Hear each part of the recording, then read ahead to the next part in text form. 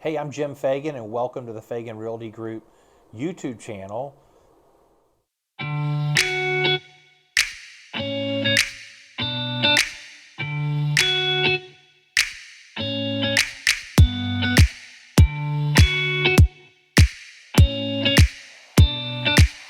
Today we're going to talk about sports teams in Charlotte. If you are a sports fan, we have lots to offer in the Charlotte region, such as the Carolina Panthers, the Charlotte Hornets, the Charlotte Knights, the Charlotte Football Club, and Charlotte also has a really rich and long history with NASCAR. And we are home to perhaps the largest number of NASCAR teams of any city in the country. So what we're going to do is we're going to go through our assessment right now of each of the teams. Jordan, number one, we got to talk about the Panthers. Do we have to? Hey, it's for the people. Come on. Okay. I apologize if I go off on a diatribe here, but the Panthers, they're a dumpster fire right now. Is there any other way to put it? They're 33 and 60 since the new owner came in. They've been through 4 or 5 or 6 head coaches. Poor Bryce Young can't catch a break back there in the pocket, which is unfortunate because we have a very good tradition of a really solid competitive football team in the city, as well as great fans that come out and support as well. The Roaring Riot, which is the fan group here in town that follows the Panthers around in different cities and has a big tailgating group, is phenomenal. So as things stand, they're not in the best place, which hurts my heart, and I know yours as well. But I'm hopeful that they'll bounce back and that either we get a new owner maybe or Tepper can figure it out. I don't know. But it's a great fan experience, which is the main thing. They've totally renovated Bank of America Stadium.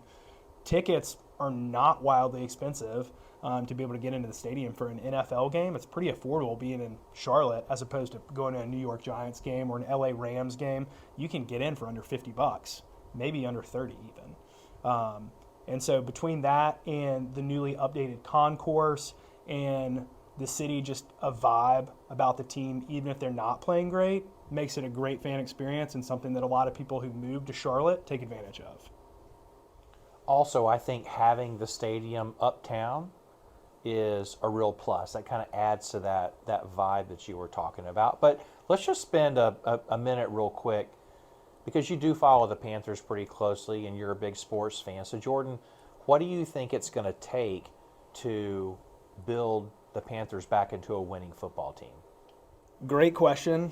I'm not a general manager, but I play one on TV. So we'll armchair quarterback this one a little bit. The team and the organization as a whole, unfortunately, needs a brand new direction, whether with current ownership or without. It doesn't really matter. They just need a new direction. I think with on the field, they've got to improve the offensive line. They have to add some receivers and players for Bryce Young to be able to play around him. And unfortunately, a lot of people are not going to like this. The best player on the Panthers is a guy named Brian Burns. He's an all-pro defensive end. He's amazing. He's currently not signed to a long-term deal, unfortunately, so he's probably going to have to be franchise tagged. We don't have any first-round picks this year. And if we're going to build the team correctly around Bryce, we probably need to get some first-round picks, and that may mean trading Brian Burns to be able to get some assets back to then redeploy onto the roster.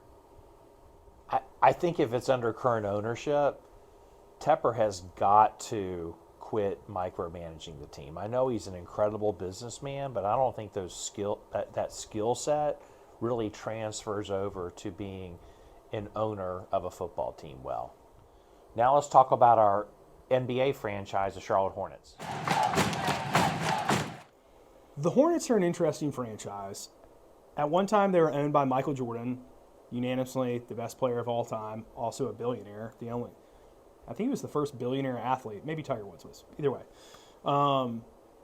They've had good talent year after year. They've always underachieved a little bit, I think, of what their ultimate ceiling is. But again, one of the things that's great about the Hornets, similar to the Panthers, is the fan experience is really great. The fan experience is good, and it's also one of the most affordable places to see an NBA game in all of the NBA. like across the landscape. So let's say that you wanted to go see somebody, you want to see LaMelo, but say you wanted to see Kevin Durant too. That would be one of the more affordable tickets you could buy across the entire NBA landscape to be able to see him in person. The stadium is laid out well, and they have a brand new ownership in place that I think is thinking about things a little bit differently, and I'm looking forward to see what they do with the team moving forward.